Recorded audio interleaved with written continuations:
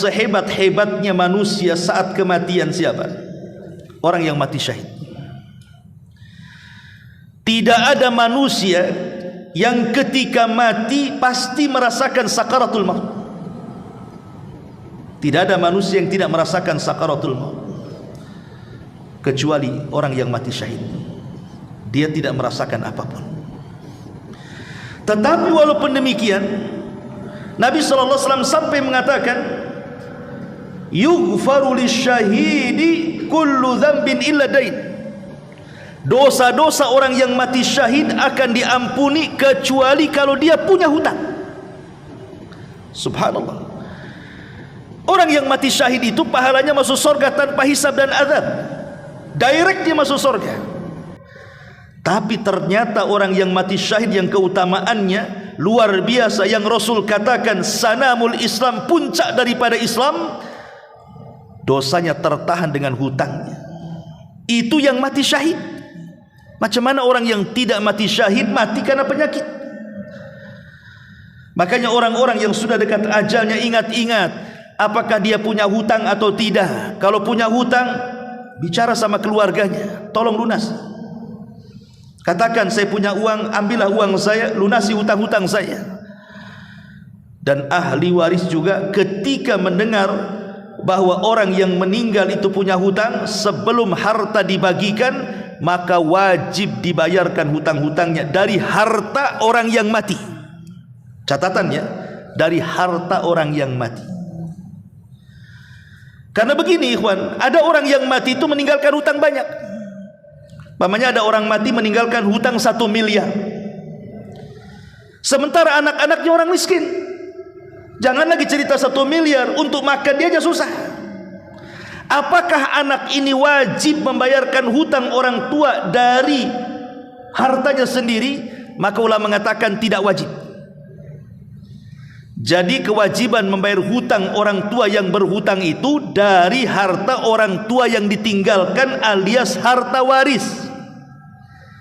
Tapi kalau tidak ada warisan yang ditinggalkan sementara orang tua banyak hutangnya, maka seorang anak tidak ada kewajiban membayar hutang orang tuanya dari hartanya, kecuali hanya mimbabit tabarru, hanya sekedar ingin berbuat baik kepada orang tuanya, itu saja, tapi tidak ada kewajiban.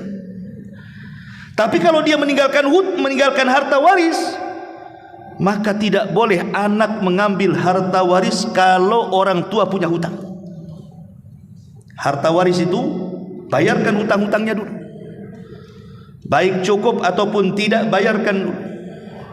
Setelah tidak ada hutang, barulah kemudian sisa harta itulah yang dibagi. Ma'asyiral muslimin yang dimuliakan Allah Subhanahu wa taala, ini yang keempat. Kemudian yang kelima, as-shadaqatul jariyah.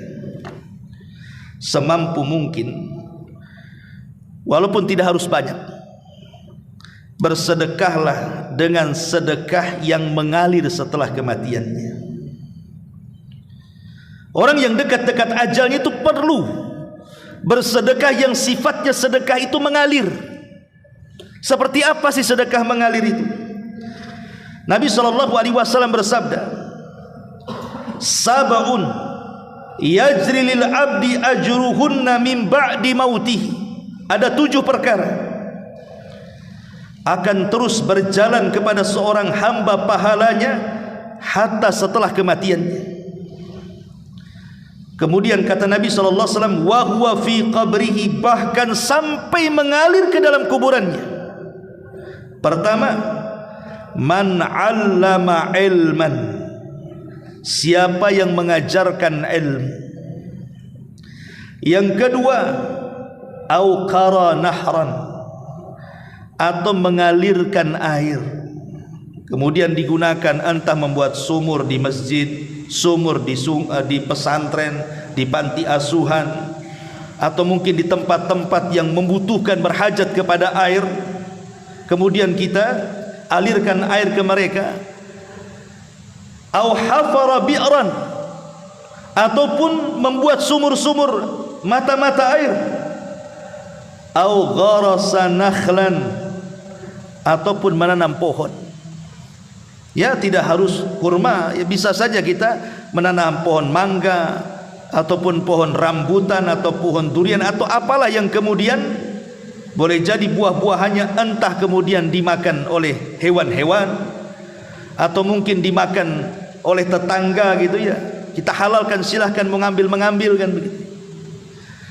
Aubana masjidan, ataupun membangun masjid. Awarratha mushafan, ataupun mewakafkan mushaf. Beli Quran taruh di masjid. Mana pondok-pondok tahfidz Al-Quran, dia beli Al-Quran banyak-banyak, wakafkan ke pondok-pondok yang menghafal Quran.